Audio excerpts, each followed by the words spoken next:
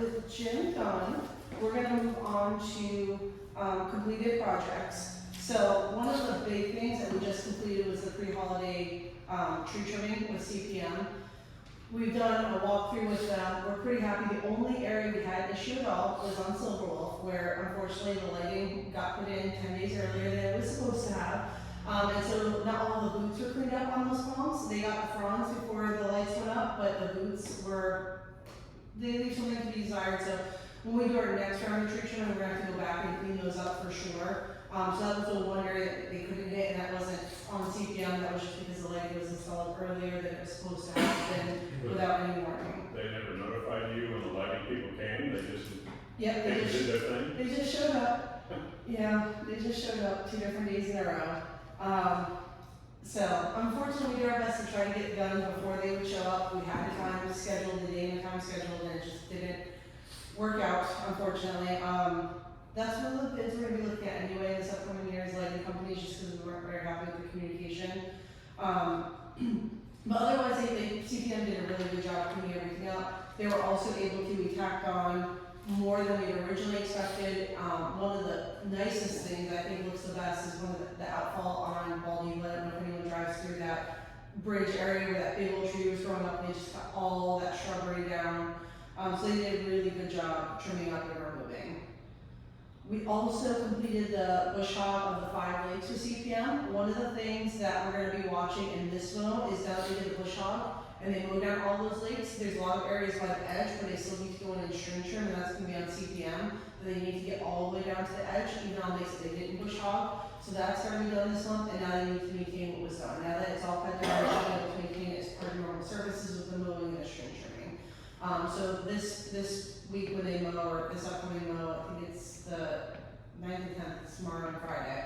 That's one of the things we're gonna be looking at and watching them, and making sure that we get all the way down to those lake edges, because we don't wanna get back to where we were. So, Courtney, actually, I think there's 10 lakes in here, so they only did 5? Yeah. Are they doing the other lakes also? No, so they only had to do 5, because that's where it got out of control in the months that we didn't have reliable service, and we're in between vendors, and those ones are the ones that got out of control. The other 5, they had been able to mow with the mowers. They may not have gone all the way down to the edge, but they were generally able to mow. They did clean up a little bit here and there if they needed the big mowers while we had them, but it was those specific 5 that were just, the terrain wasn't great, and then that mixed with the really high grass, they just didn't feel safe with the mowers mowing that down. But now that it's all down to the right level, they can maintain all that going forward. Yeah, so we do have, we'll talk about when we get into the lakes, we have the 10 lakes plus this wetland area that's kind of a lake in Silverwolf, which it's counted in the lake contract, but not really, so we're not really maintaining a lot. We had the accident on Halloween, if, I don't know if everyone has noticed, on High Meadows, when you drive down, you have that concrete barrier showing there where that outfall is under Bald Eagle, because we had a car that rolled over and took out all the shrubs except for one. So that was cleaned up by the guys that were doing the bush hog. Actually, they did that for free just because they were over there working when they were doing that work, which was, or in the tree trimming crew, which was very nice of them to do.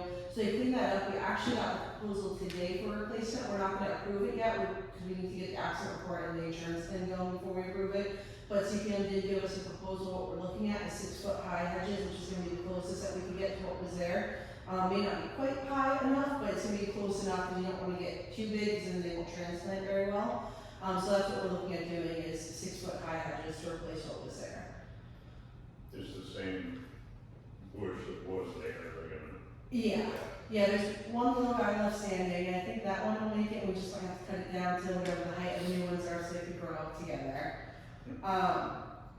We onboarded the new coastal pest turf and weed control vendor. That's run pretty well. We did have, as we all know, the incident with the pre-emergent that turned everything yellow for a little bit. They have switched, they finished up today actually, the honeysuckle and Longspur Estates area.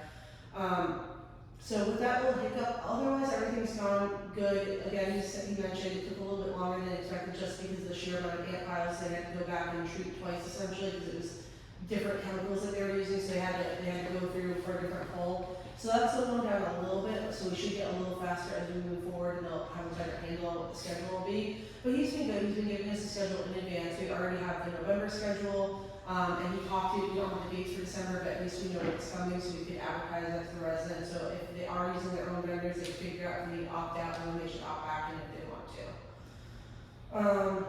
Does anyone have any questions about the completed projects?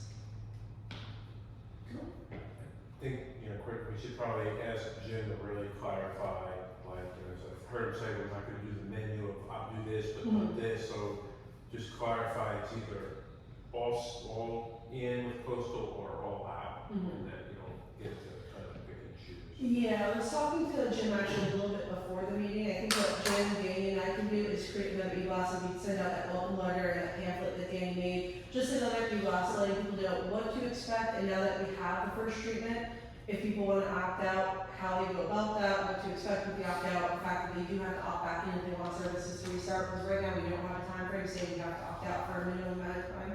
We're trying to make it as easy as possible on residents to go in and out, especially if people aren't sure yet if they want to get rid of services. So we'll work on another e-blast to get information out to the community for sure. Well, I was just saying, like, so for example, Yeah. I've always had insect control in my property that I'm gonna go get rid of. I mean, theoretically, I could say, well, I'm not sure yet if I wanna get rid of my company, so I wanna opt out of coastals, insect, but not that, but judging by what Jim was saying, I don't get that choice. I have to opt out of all of coastal's properties. Yeah, Treaties, sorry. we'll clarify that with him and then make sure we make that clear to residents so that it's easier so people understand what the process is like, what they can or cannot do. Okay, so our open issues with CPM, we have the confirm and test communications with our new account manager, LSAO. So I have met with him, he's been on site every single day this week, he's been really good, he's met with a few of our residents already. He has Jorge's old number, so if anyone has been in communication with Jorge from the committee, he actually got his phone this week, and so the number just was transferred over to LSAO. Same thing with the, he'll have his own email address, which I don't think a lot of residents have anyway, but the phone number gets transferred over. He's gonna have the same days, the guaranteed days on site, which is Tuesday and Thursday. Those of you on the committee may know that those are the promised days that will be here, but in reality, he ends up being here pretty much every single day of the week anyway, just because his properties are nearby. He's needed to take over all of Jorge's accounts. So he's been here every day. So we also asked CPM for an isolated cost estimate of what it would cost to maintain the common areas and Swallowtail. We actually just got that the other day as well. We got an email, not a full proposal yet, but at least an email estimate of what the cost would be. So for you, Joe, and Danny, what you guys are working on with the owner of the yacht club. They will go back to the issue about the accident out here that wiped out the trees. Yeah. Do we have a police report? So I haven't gotten a copy of it yet. We have the police officer's name from that day, and I put in a request to Martin County already for a copy of the report, so I'm just waiting to get that, so we get the insurance thing started. Yeah, I shared that with Danny too, the request, so he knows, so we know we can't go forward until we get that going, so we wanna make sure that everything's gonna be approved before we go ahead and authorize, because 6-foot shrubs are gonna be significantly different in cost than if we were to go with like little 3-gallon tiny shrubs. Then we want to go, of course, with the highest amount that we can get and get it up to the pre-damage condition as quick as we possibly can. Coastal pest control. So we want to identify a lead committee member for this vendor and service. I don't know if we have any volunteers from the committee who wants to take on being liaison with that vendor. Do we have any? I know we don't have a big representation, so we might have to ask separately, maybe through email. Well, I know Danny sent out an email asking for a volunteer for that purpose too. Yeah, I don't think he got, I don't know, we'll get confirming with me yet. So we'll follow up on that later then. So confirm November, December service application, Jim kind of already addressed that earlier in his presentation. We know that in November we're gonna be focusing on the shrubs. In December, we're going back to the pest and the weed, and then we come back to the turf fertilization and get to the beginning of the year. Opt-out requests, so I've been copying Danny on any opt-out requests I get. We have a spreadsheet that I've been keeping. Every time I get an email, work order, phone call, any way, shape, or form that you get in touch with the office, we're gonna put you on that list. We're gonna send it over to Jim and his team at the office. It goes to an iPad for the crew members so that it should pop up as they're going during doing service in that area, so they know right away that that person opted out. The biggest thing will just be communicating to residents that they need to let us know if that status changes at all. And the first walkthrough, so we'll work on scheduling with, the first walkthrough, Jim, after Thanksgiving, when some of the treatments have time to set in, and we're able to see some progress in the treatments that he's done. Any questions on coastal? Okay, so pump maintenance. This has been a heck of a project. For some reason, we haven't gotten very far with many vendors, so Paula's helped out, George has helped out, everyone's been making more calls. We did end up getting 2 proposals back. And the consensus between Paula and I know Shannon jumped in and was able to give his opinion has been Sullivan. I know Danny sent out both those proposals to everyone on the committee. So Sullivan is where we're looking at going. I sent that out to the board today to let them know what they discovered and some of the people who have been working with it, Paula and Shannon and Danny, what their thoughts were. So if the committee was on board, we could just go ahead and get the board to sign off on that so we get that pump maintenance going, which is critical because we haven't done pump maintenance on that irrigation pump in a while. And I know there were some concerns from Hydrodynamic about the status of it, so I think it's important that we get someone in right away to start that maintenance. So we'd be looking to sign off on that probably tomorrow after this meeting, once we confirm that no one had concerns, and we get the board to sign off on that contract. It's a little bit more than what we expected, but it's something that needs to happen. We also have, so I guess that's it for pump maintenance. Did anyone from the committee have any questions on the proposals that went out? I think it's pretty straightforward. We want to make sure we're maintaining the equipment that's providing such a essential service and equipment that would be very expensive if it went down. And the biggest thing was we worked in annual dive services to make sure we're cleaning out the pipes and checking the structural integrity of those pipes and cleaning those filters. Courtney, one of the quotes that we got did indicate that the equipment was in very deteriorated condition. Have you requested them to give us some detail on that? So we haven't gotten detail about it yet. I think what we're gonna do is just have the other company come in, Sullivan, and come in and look at it, because they didn't have this, they looked at it as well, didn't have necessarily the same thoughts of how to do their first service. And if there's gonna be an issue, they'll find it there, but we will ask Hydro to elaborate a little bit. I think it's more because, I mean, I can tell you, it's probably been a while since that stuff's been serviced, so I'm sure we're gonna find some repairs that we need to do. I just don't know the details of what that's gonna mean for us yet.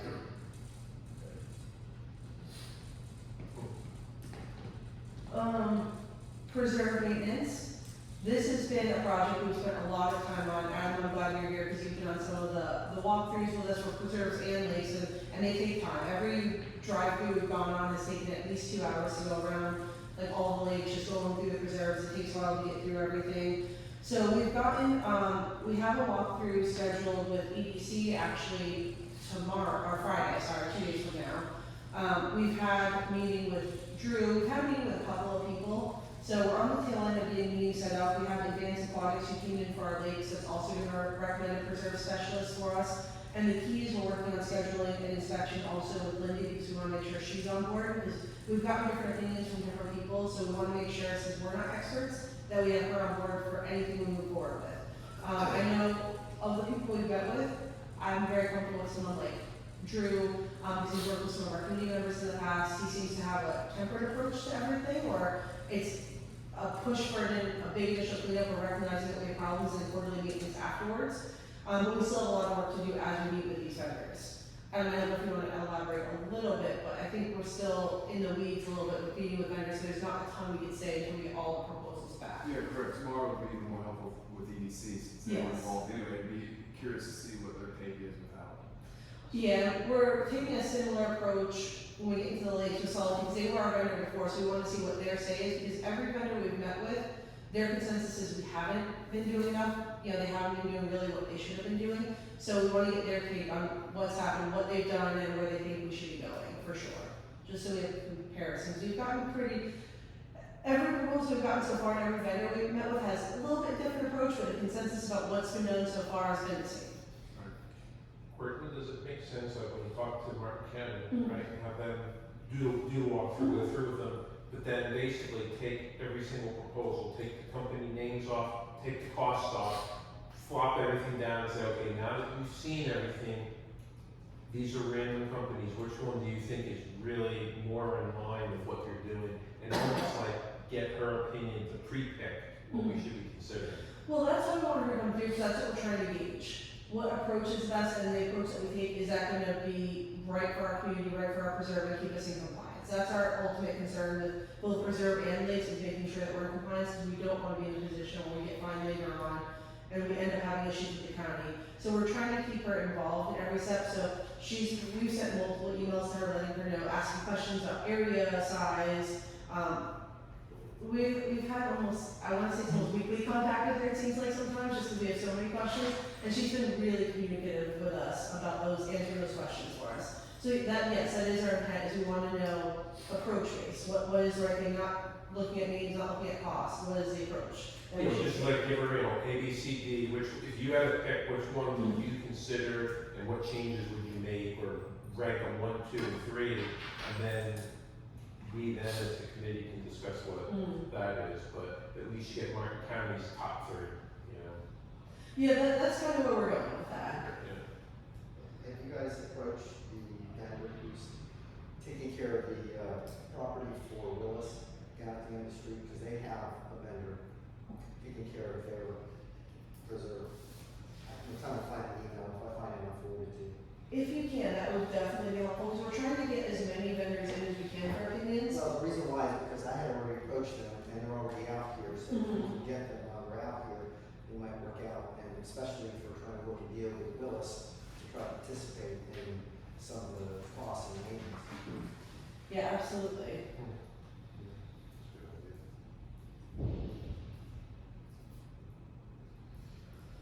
And this kind of ties into the lake, so working on the preserves has brought to like the lakes, because that's kind of been for a while, I think, kind of a set it and forget it, because it's not one of the areas that residents have a ton of concerns on, we don't focus on it a lot, but now that we're looking at what the regulations are for preserves, we can't help but notice the lakes, and it's brought to our attention that we don't have a lot of good communication with the current vendor. So we've been looking at that as well as, because a lot of times, some of the preserve vendors also do lakes, and we're finding that if they don't do lakes, they can recommend someone, and vice versa, some lake vendors can recommend preserve vendors, even though they don't cross paths necessarily.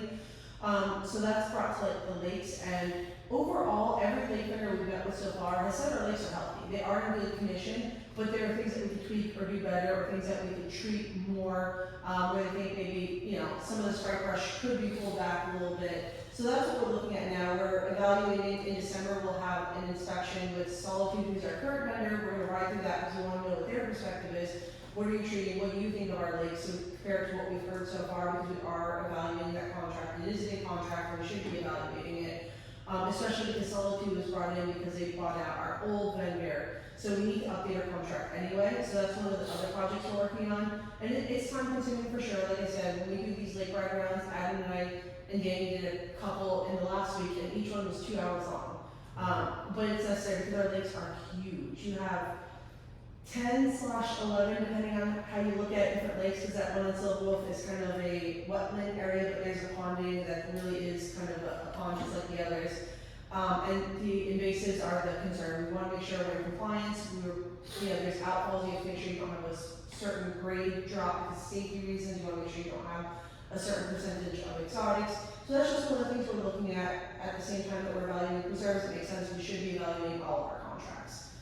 So that's one of the ones we're right in the middle of. We've only really gotten one good proposal back so far, but we have a couple more coming. And probably another lake inspection or 2 possibly coming. So that's one of the other ones that we're just right in the middle of working on right now. Does anyone have questions on preserves or lakes?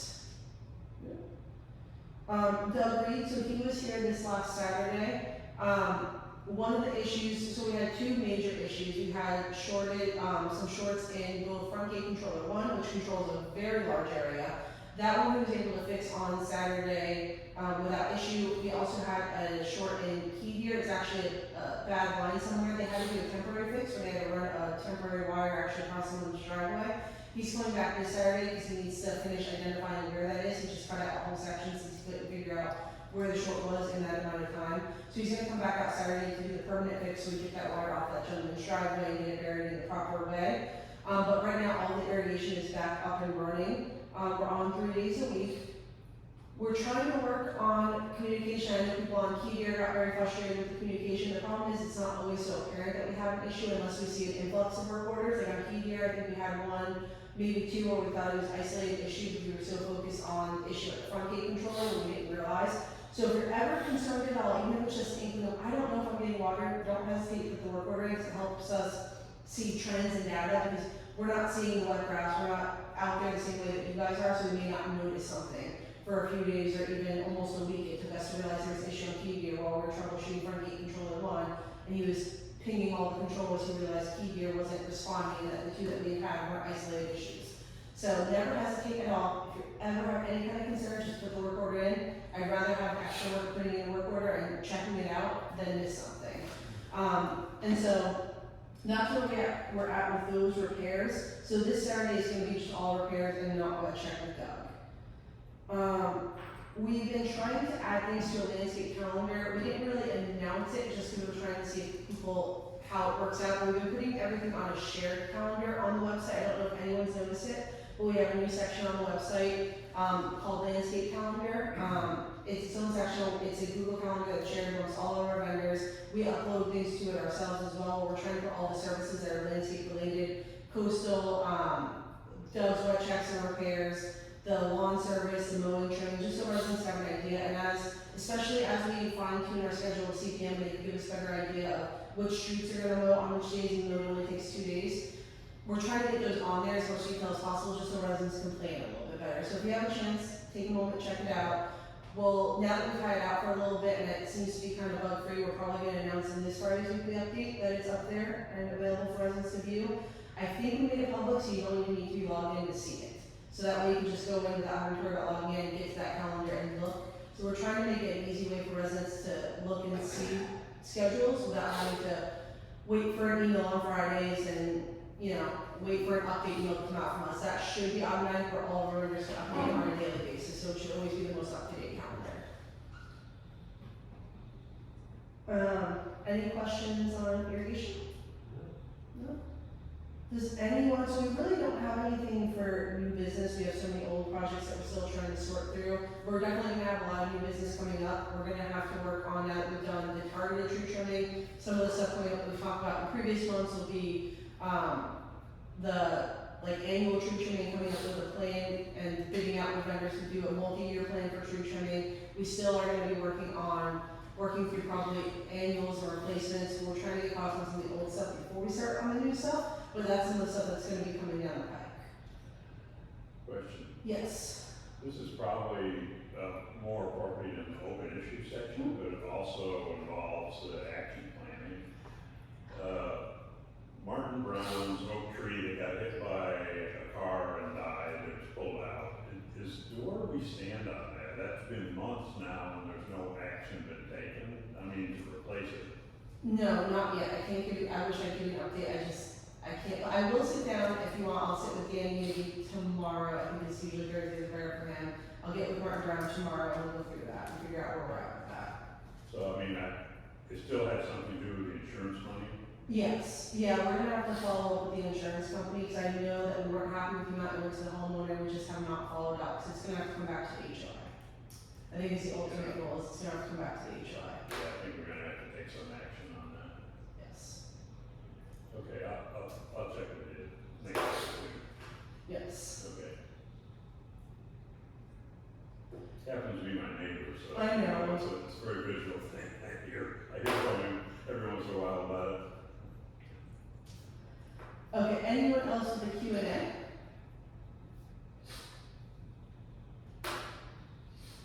No?